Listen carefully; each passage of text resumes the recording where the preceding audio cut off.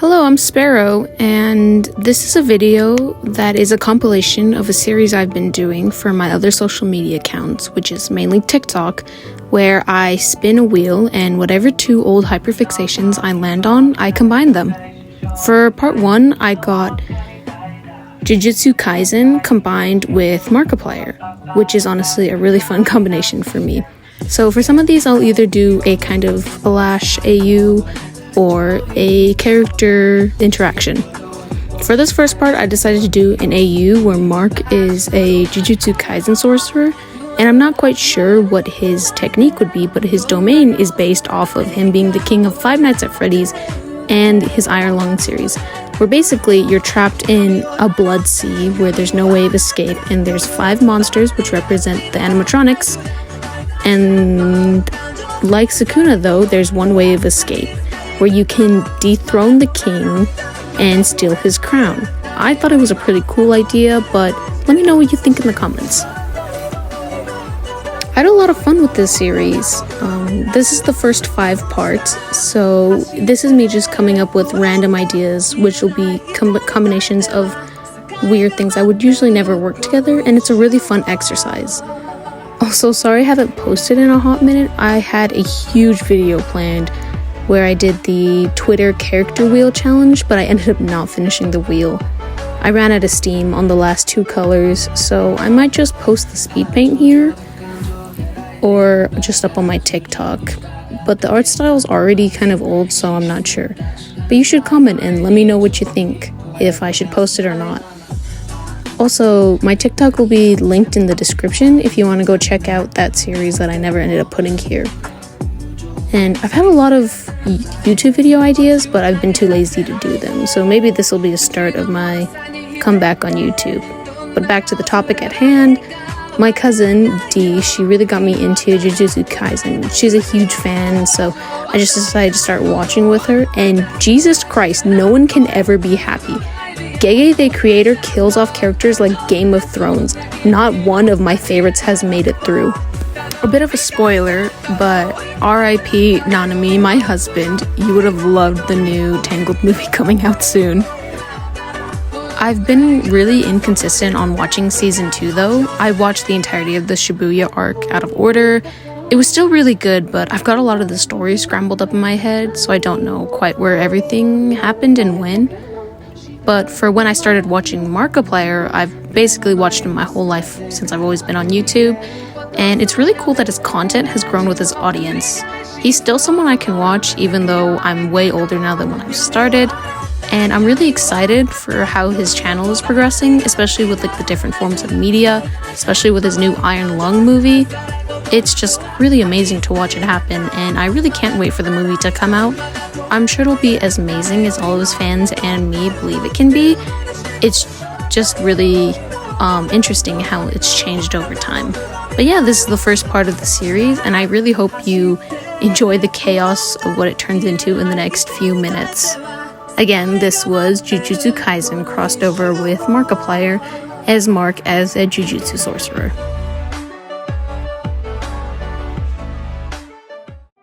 For this next part, I started out with a kind of duel battle, but I really didn't like how it was turning out because I couldn't vibe with it. So I decided to do more of a character interaction, and as you can already tell from the first screen cap, it's a crossover between Yu-Gi-Oh! And Teenage Mutant Ninja Turtles, the IDW comics.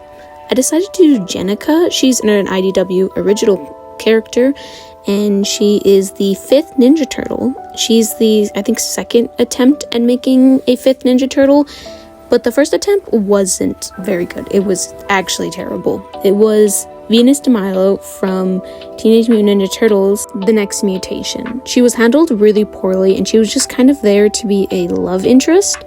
But Jenica, the 2nd attempt, she was carried out really well. Her entire character arc revolves around a redemption from being a villain to her sudden forced mutation because of a life-saving blood transfusion from one of the original Ninja Turtles, but it transformed her into a mutant turtle.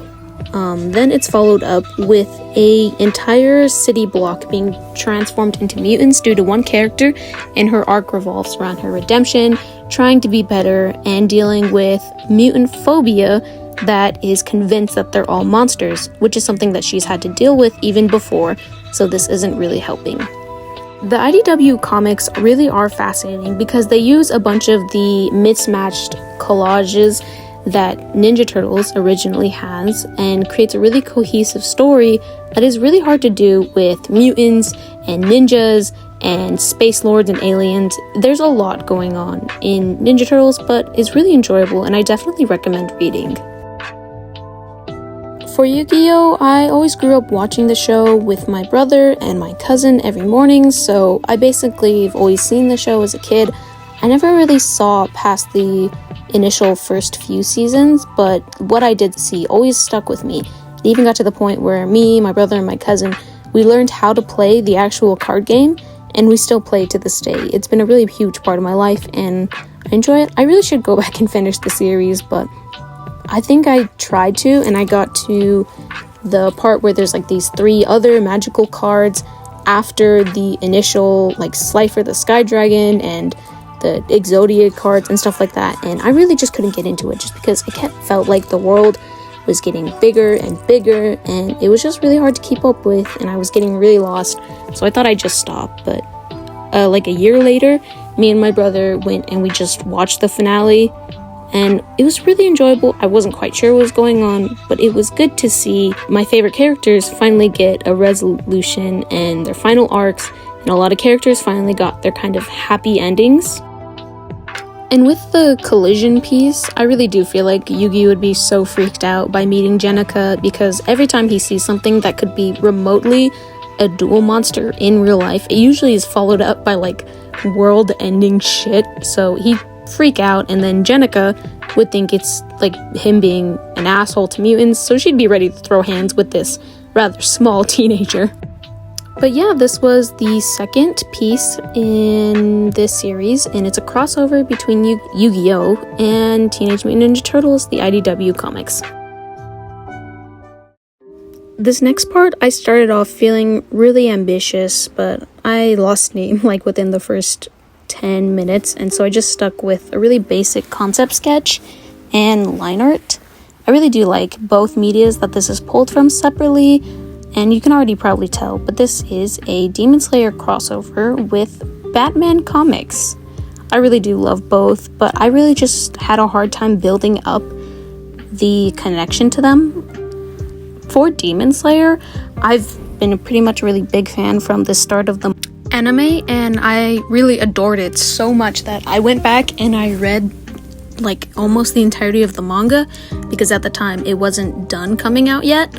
And I even read the ending of the manga on a really sketchy bootleg website, and I cried. And I just loved it so much that when I went back to the anime for season 2, I really was hoping that they do it justice, because it is such a fantastic story. And the anime went above and beyond. They put a really good weight and gravity to the action sequences, and it's 10 out of 10. I recommend reading the manga and watching the anime. It's fantastic. For Batman, both me and my brother started getting into it at the same time, but we started in the wrong area, which was the fandom space. So when we actually went back and read the comics, a lot of our perceptions of characters and story arcs were really warped based on like biased fan media.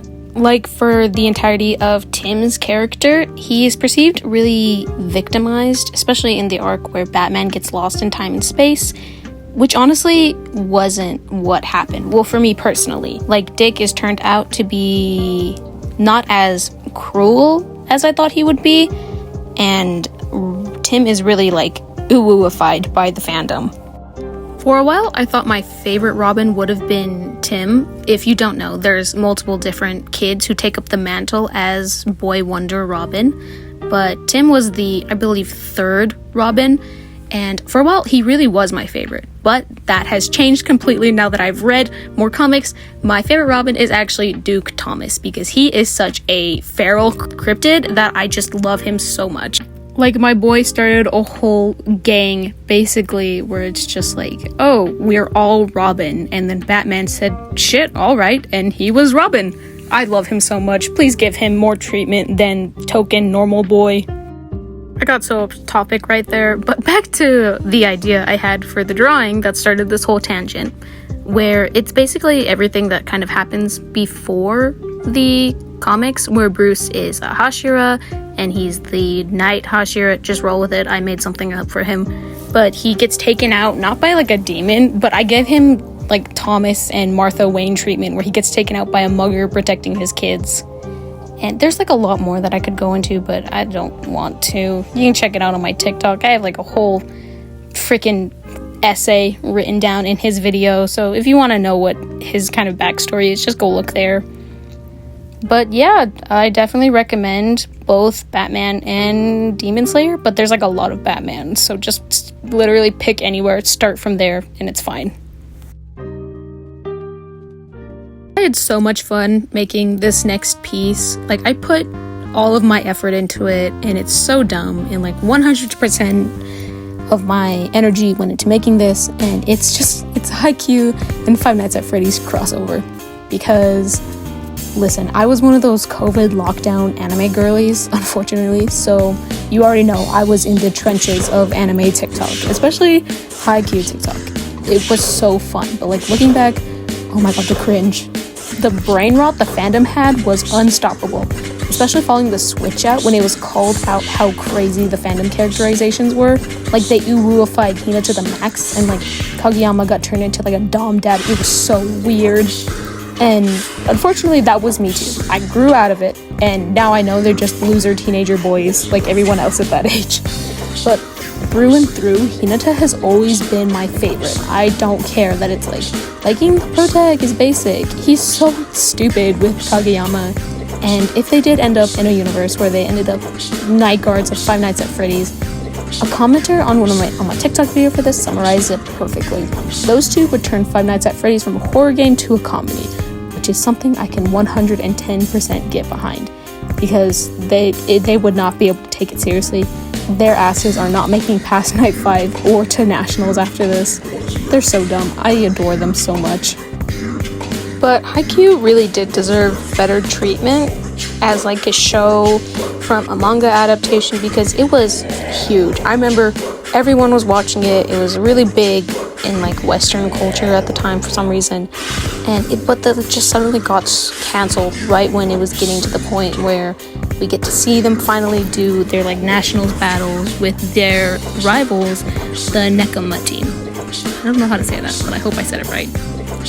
But it abruptly got canceled or like paused. Now there's a movie coming out, but it's not really it's gonna try and cover the rest of the manga, but there's like a lot for the rest of the manga.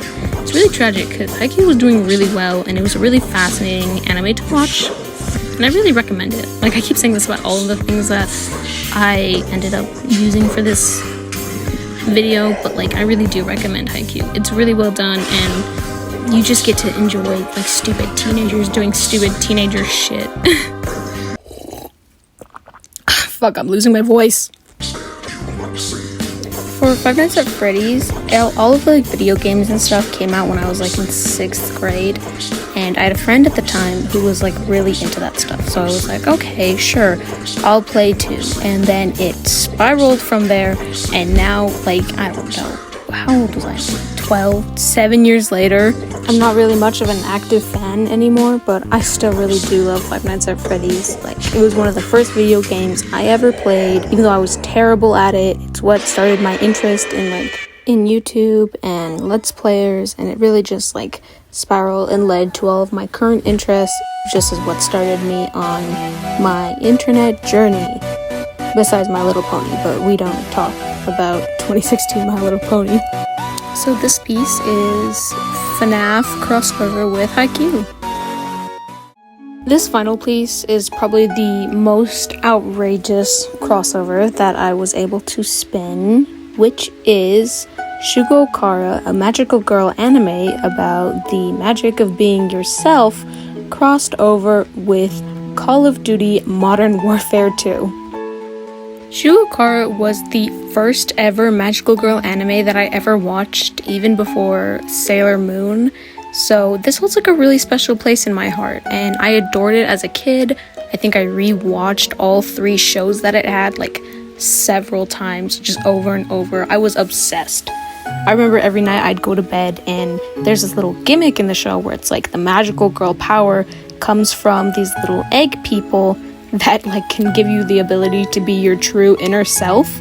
Every night I would go to bed and I would freaking like pray for one of those stupid little eggs to show up in my bed. I was so desperate to have like a magical paintbrush that I could do anything with. I was going feral over this show, dude. And I just was so obsessed with it. I loved it so much. I thought the romance in it was like the best because she had like this enemies to lover arc with a guy, and then she had like her sweet true love prince that she could have fallen in love with. But tell me why when I went back and I rewatched it, oh my god, she's like 12 and the enemies to lover guy, he's 17. That's a crime right there. That's nothing but a crime, bro. It's diabolical. It's feral. I'm so glad the anime went with her getting together with her Prince Charming. I'm not gonna lie though, the costume design for this anime were fantastic. Like beside her school uniform, the main character, Amu, she was in like a different outfit every single day, and she had 3 magical transformations, and each one of them ate so hard, dude. They were so good.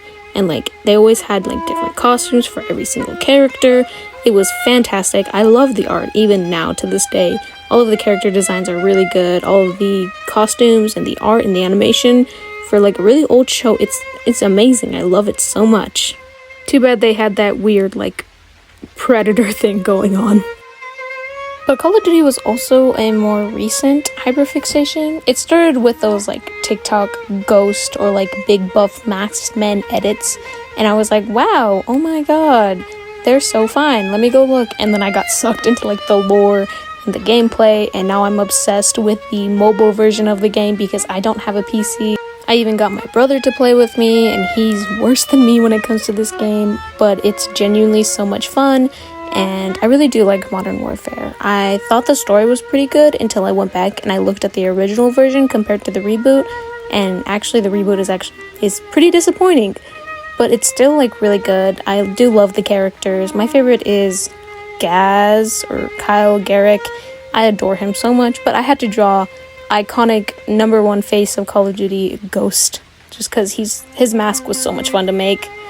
And yeah, I think it was super funny creating this crossover just because it's like little tiny Asian child with big buff white man, but like the Asian child could actually whoop your ass harder than he could. I think it's just the funniest thing on planet Earth. But yeah, this is Call of Duty crossover with Shugo Kara.